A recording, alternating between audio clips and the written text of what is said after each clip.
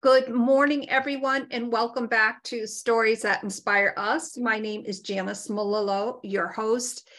I have an amazing guest on today, and before I formally introduce her, as everyone knows, I am currently broadcasting as well through the Wisdom Audio app. I want to show Dr. Tishner's book.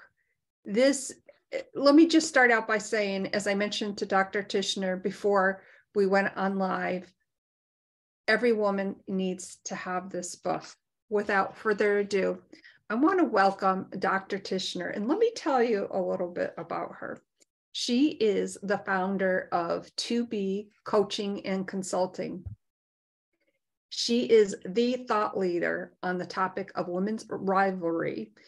20 plus years of experience as an organizational change strategy and leadership consultant, and of course, the author of this amazing book. Welcome to the Stories podcast, Dr. Amber. Thank you so much for having me. You made me tear up a little bit when you were saying such lovely things. Thank you. Well, you are so welcome. And it's so true because, I mean, as I also mentioned too, before we went on live, there were parts of your book that I needed to reread and really digest what I was reading, because it really brought about so much emotion, so many thoughts on different situations that I've been in. And I also want to say a huge shout out to the women who, as you said in your book, bravely shared their stories, because it's not easy to do that. No, it's I mentioned it in the book, but some are so raw. And so you have to be very vulnerable to share this. But I also, when I look back at the women who have shared too, I think it helped them heal, and it ultimately helped them know they are not alone, because so many women who experience this, because it's not talked about, do feel alone when they're experiencing the behavior. So my hat is off to them, because I know it's not an easy thing to talk about. No, it certainly is not. And in part one of your book, I was like, part one, the opposition. And I'm like, oh, this is going to be good. And I think almost as kind of a certain segue into what each of these women experienced, but in different ways. A lot of times we do find ourselves as the opposition. Yeah. It may be unconscious even, but I think so often, maybe sometimes that's how we're set up to deal with each other. It doesn't have to be that way. I think, maybe it's society.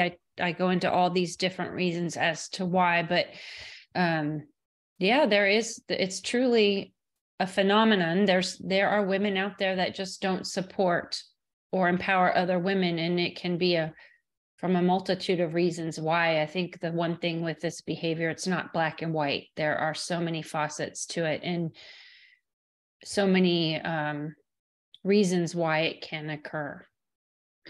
And as I turned the pages and as I started to read, I'm like, oh, this is going to be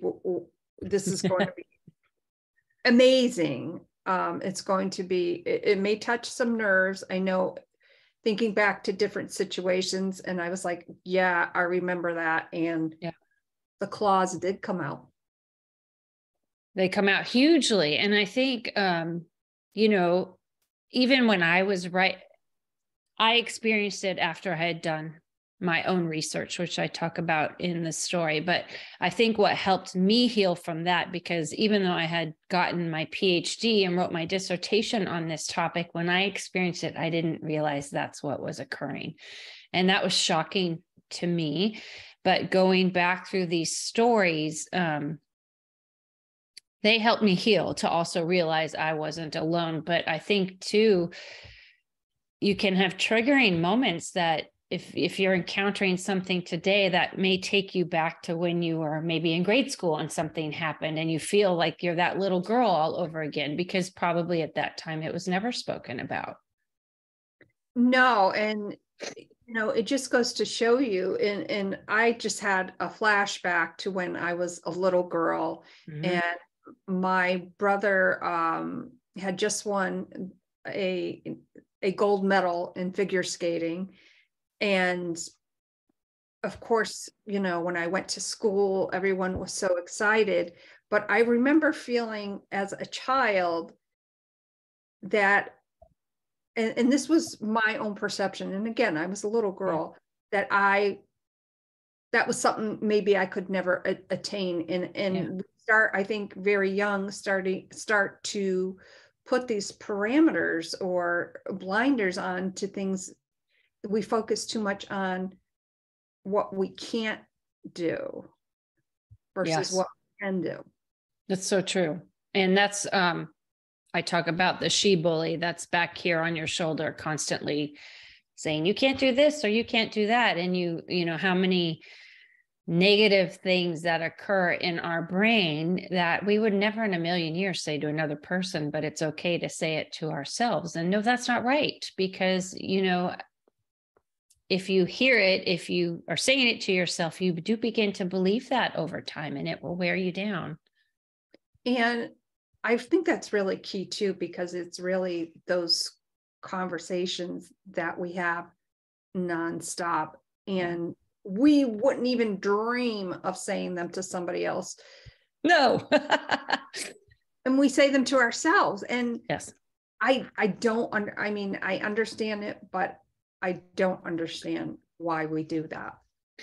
I don't know if it's just an innate behavior. Well, the brain, the brain is wired for protection. And so it will see fear in things, and it will sense, bad things happening. And so that could be what it stems from. But you have to catch yourself. I think everybody has that to a degree. I'd be surprised if somebody said they didn't, because I think, it's a constant voice that we have going on. Yeah, I certainly think that as well. And when I further read about, when you're talking about compete or empower, it's like one is positive, one is negative, but they don't have to be. We can exactly together and still empower each other. You are so correct. I think when you hear the word competition, you automatically think negative.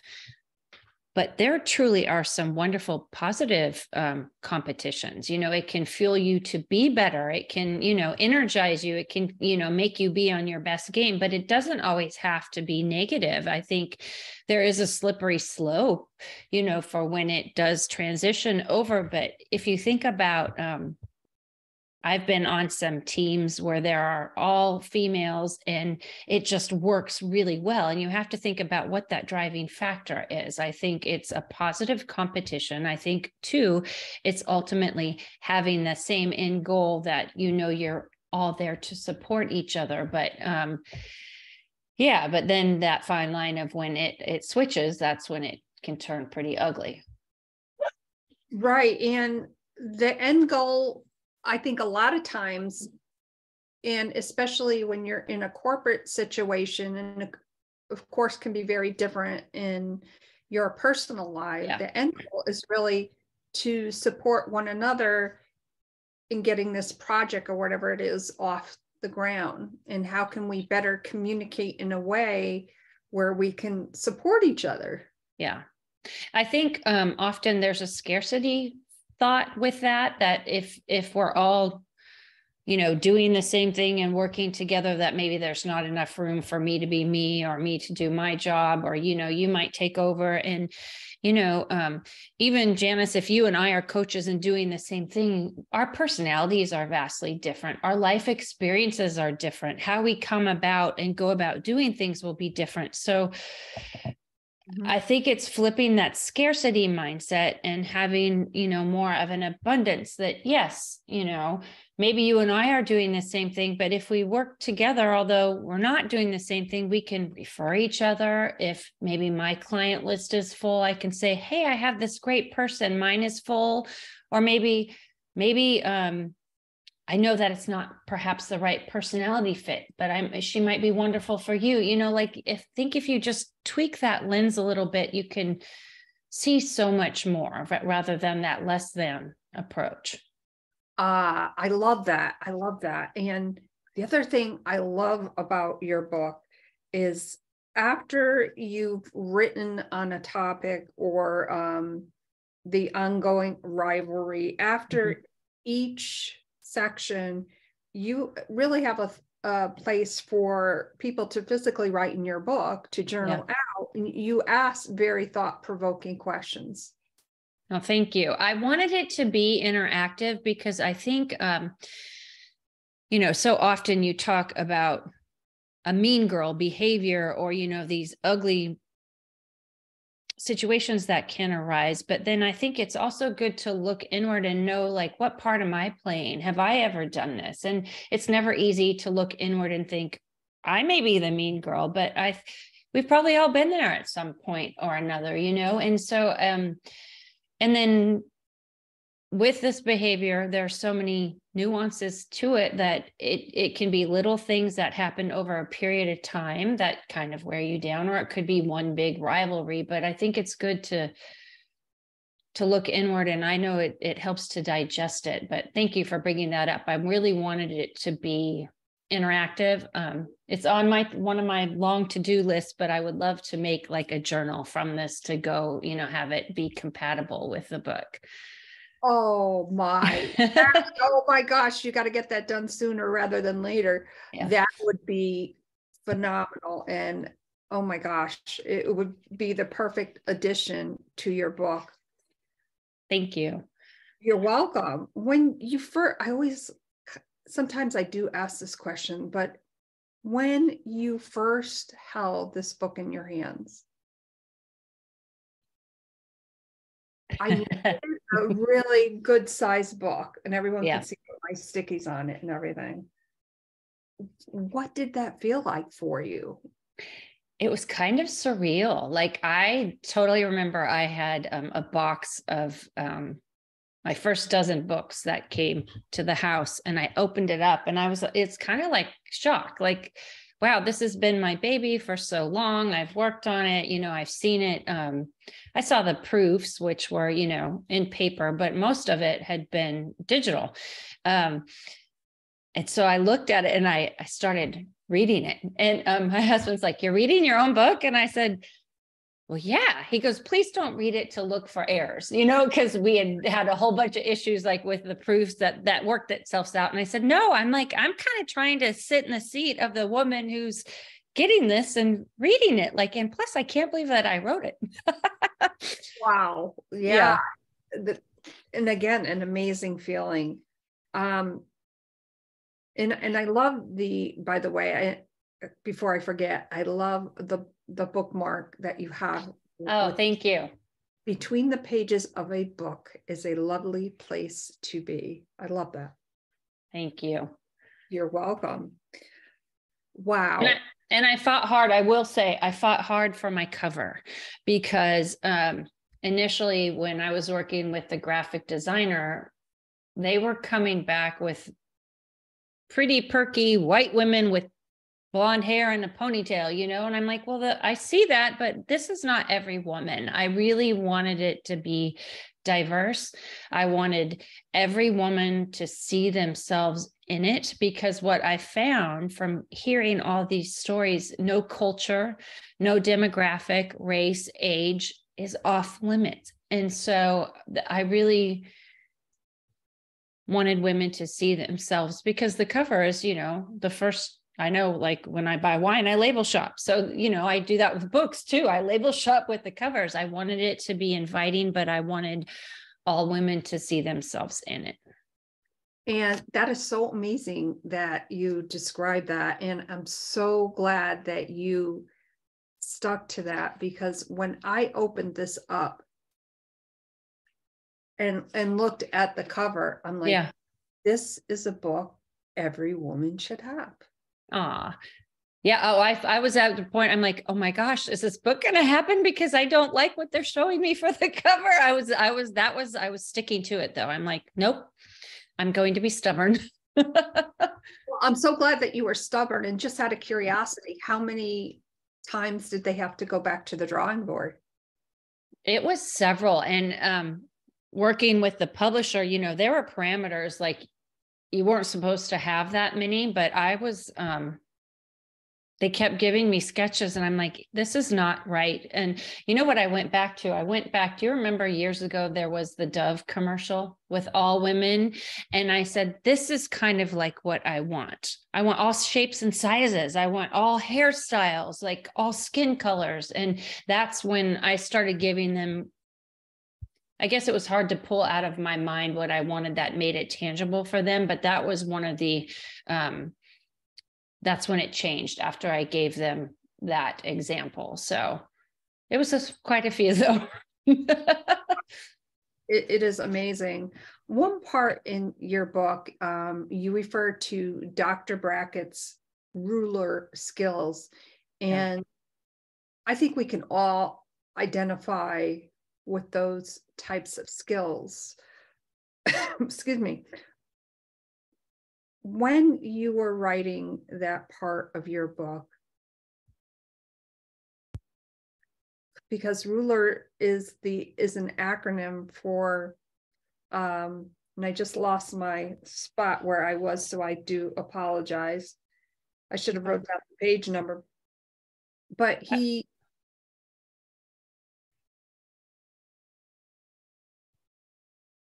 of course I can't find it. I do apologize. No, I'm looking too. I can't remember if it's in the middle. I thought I had. Oh.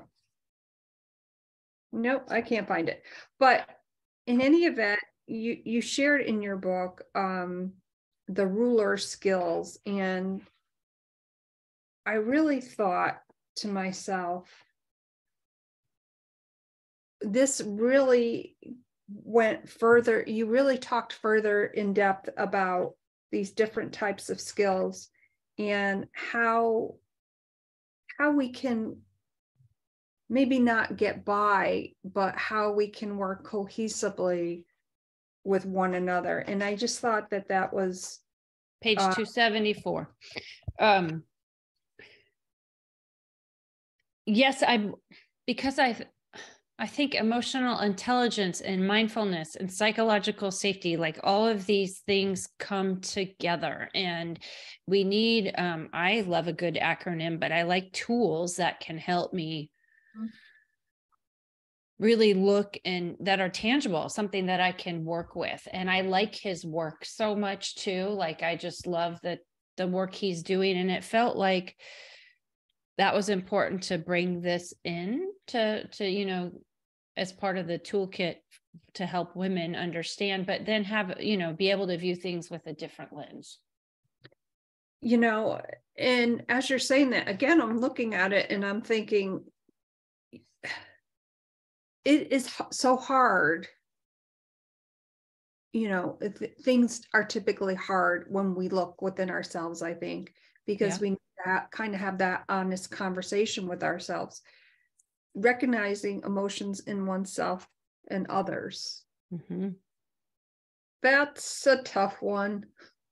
It's so hard. And it's so hard to be objective when we look inward, like it's hard to know if, let's say, we're triggering for somebody. That's never easy to think about, but I think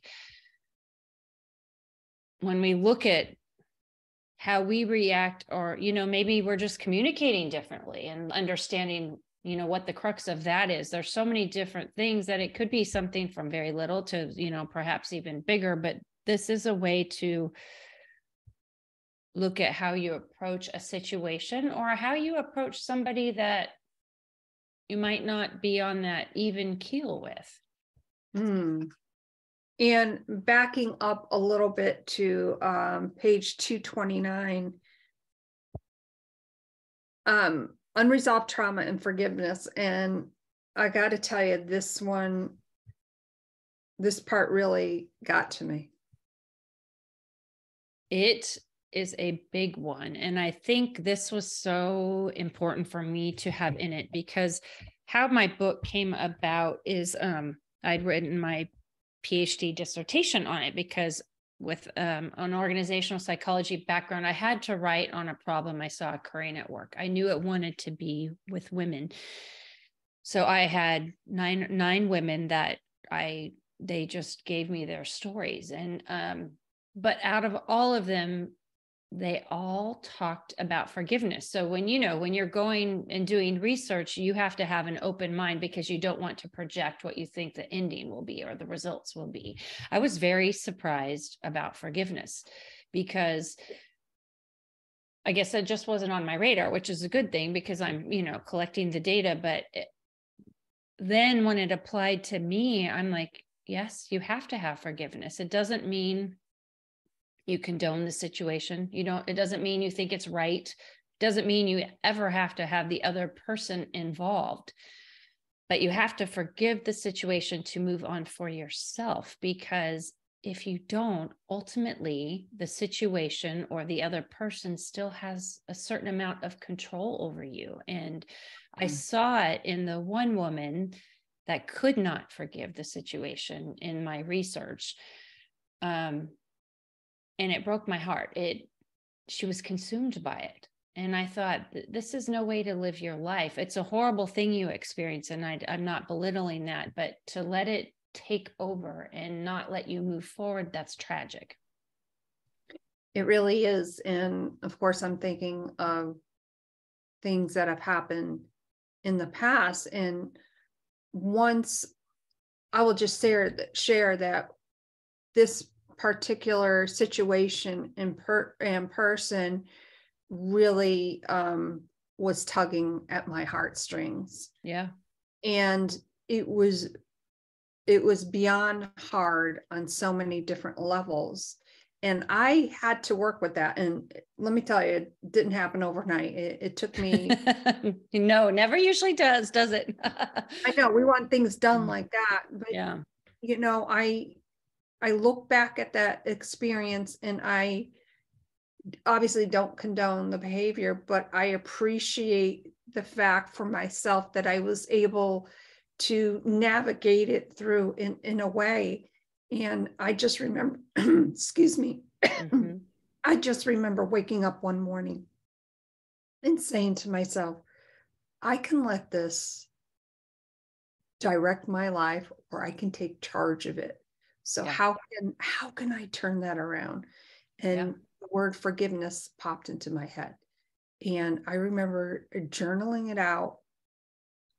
I am forgiving this situation. I need to move on with my life. And I hope that this particular person in situation can find it within their heart to forgive themselves. Yeah.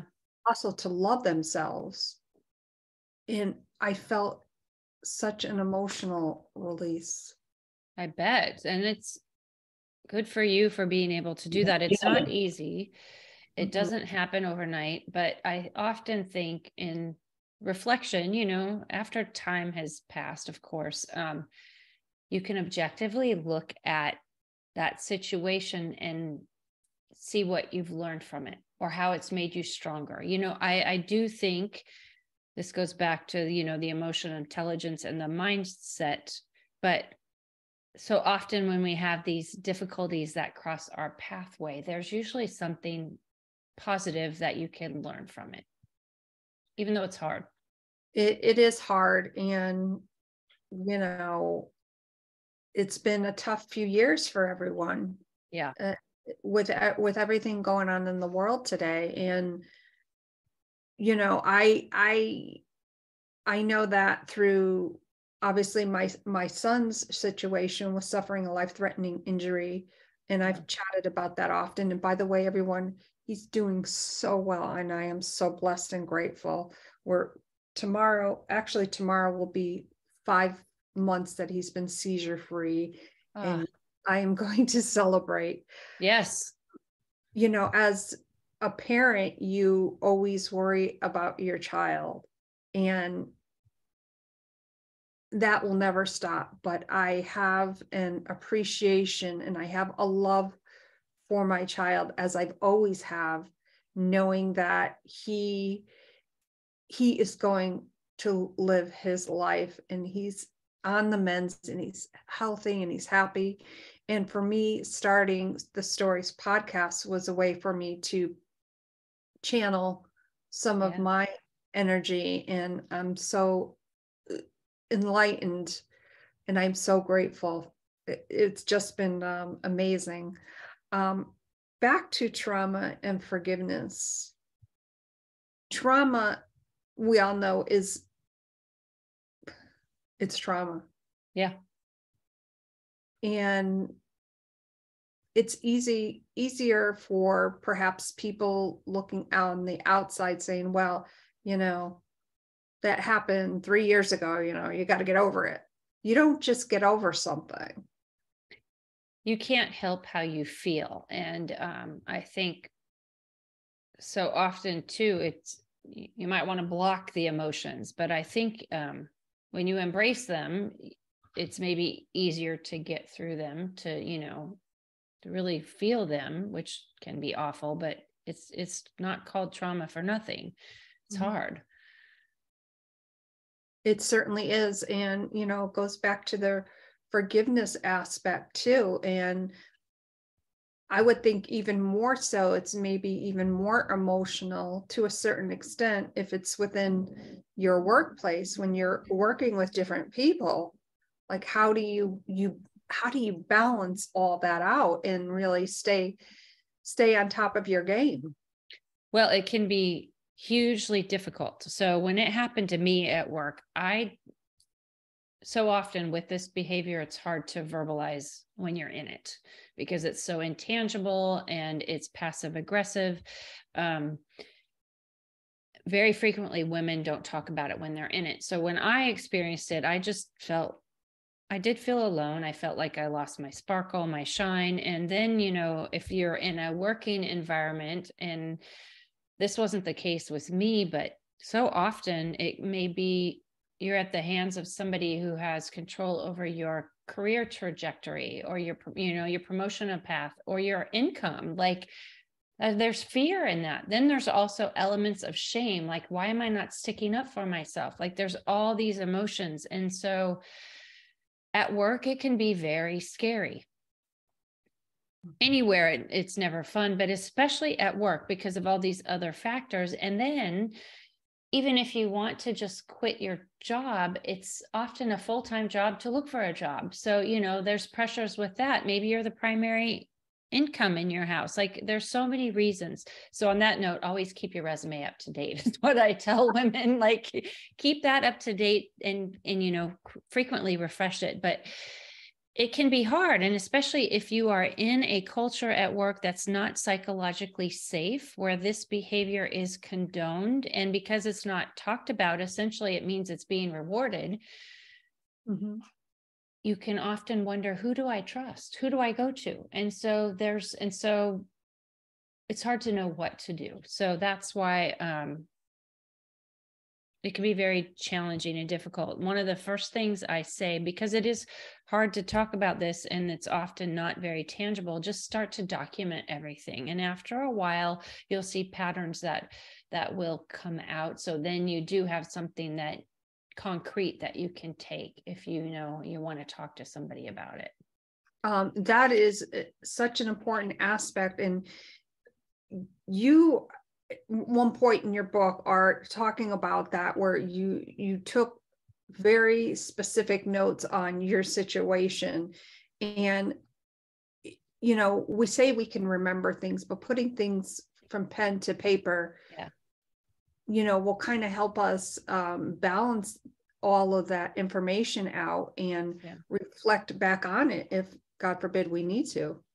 Well, and it's true. And with this, even if sometimes it's just even vocalizing that gut feeling, which is, how you feel, but often that's not something that might be used in the work environment. Like, well, I feel this, or, it's so if you can write things down, you will start to see things pop up where it's sharing your story. But it's hard. And but putting it to paper will help you remember and It will compile everything. And that, you're right. I did do that. And I remember her making a comment, why are you taking such good notes? Are you taking, I'm like, well, in my head, I'm thinking I'm covering my backside because I know I don't trust you at all. So.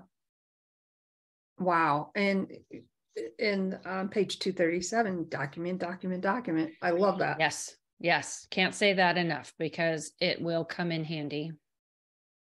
And the next part after that, because I think this is very significant, not only in the workplace, but, it may be with a family member, recognize your rival's intent. Yes. It could be with a friend. That's why I say frenemy. It can be hard to recognize the rival's intent. I've had so many women tell me, I'll say, well, why are you still friends with that person if it's personal? I mean, you can't, your family is one thing, but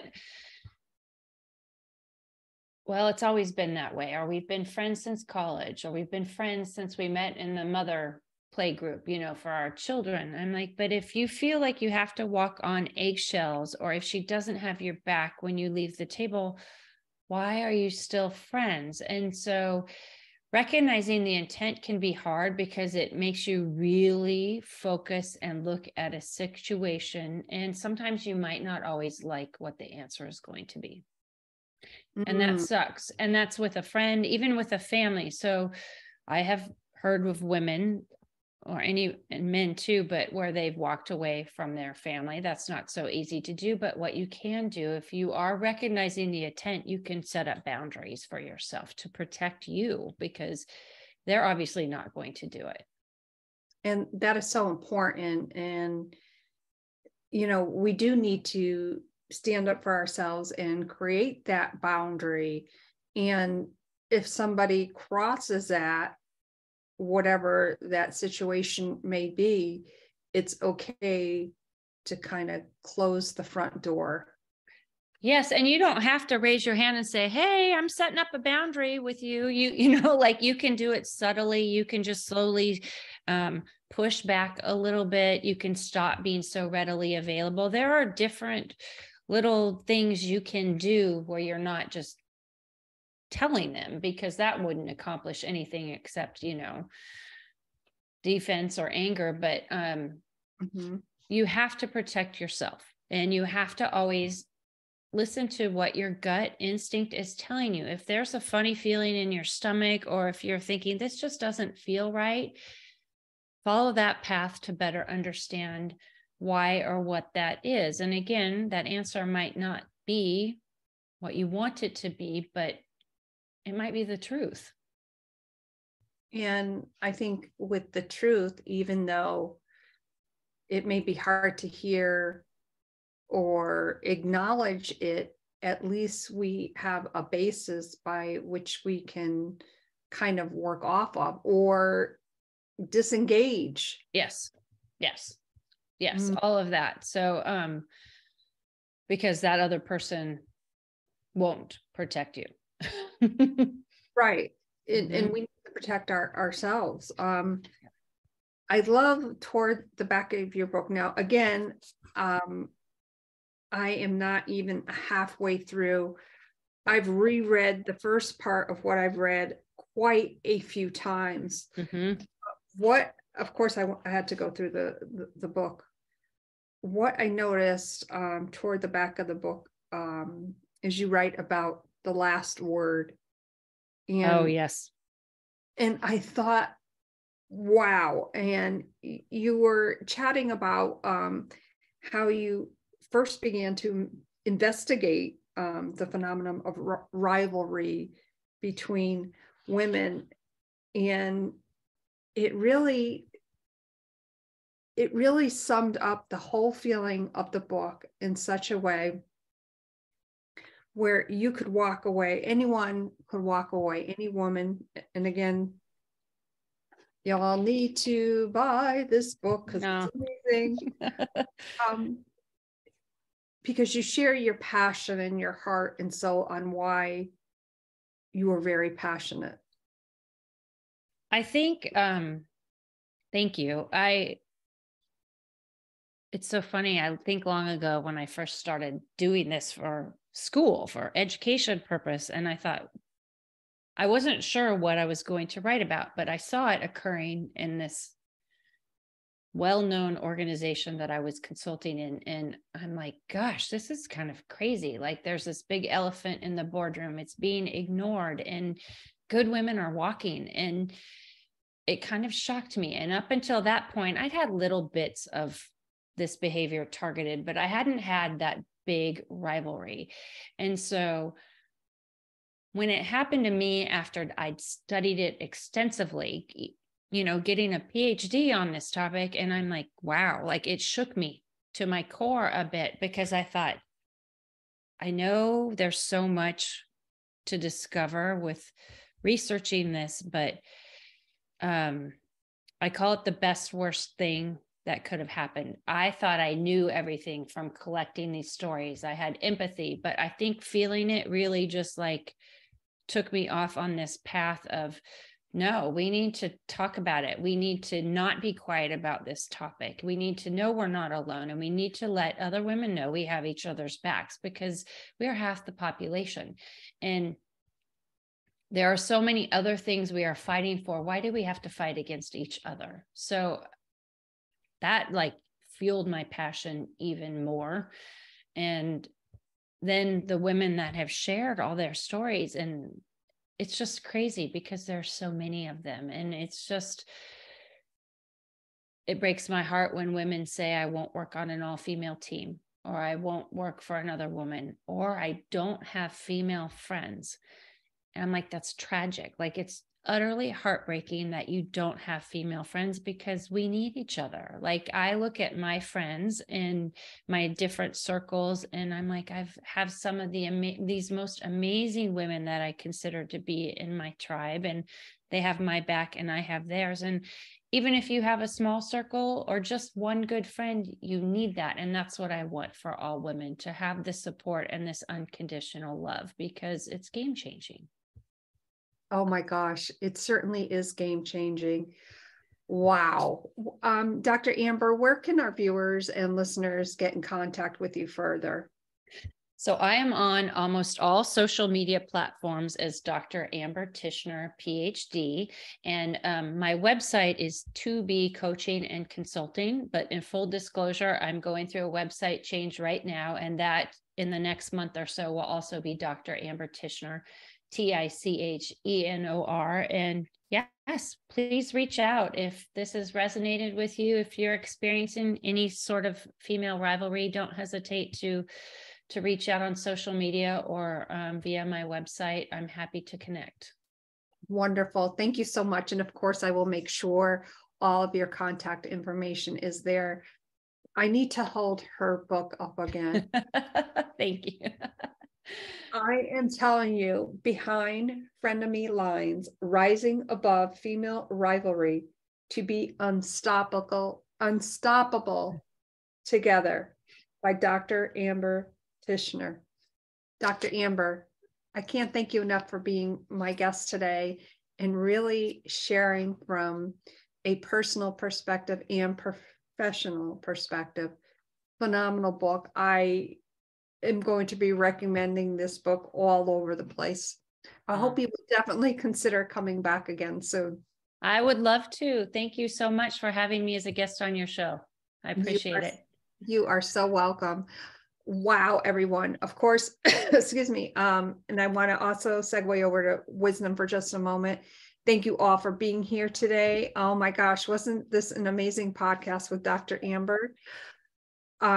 Later on, all that information, of course, will be up on my website. Thank you all for being here today. Thank you, Dr. Amber. And remember, if you have a story to share, chances are that's a real important story that will inspire others. Today, I was inspired by Dr. Amber and her amazing book. My name is Janice Melillo, the host of Stories That Inspire Us, the author series. Get this book. Got to do it. Thank you all so much, and we'll see you again real soon.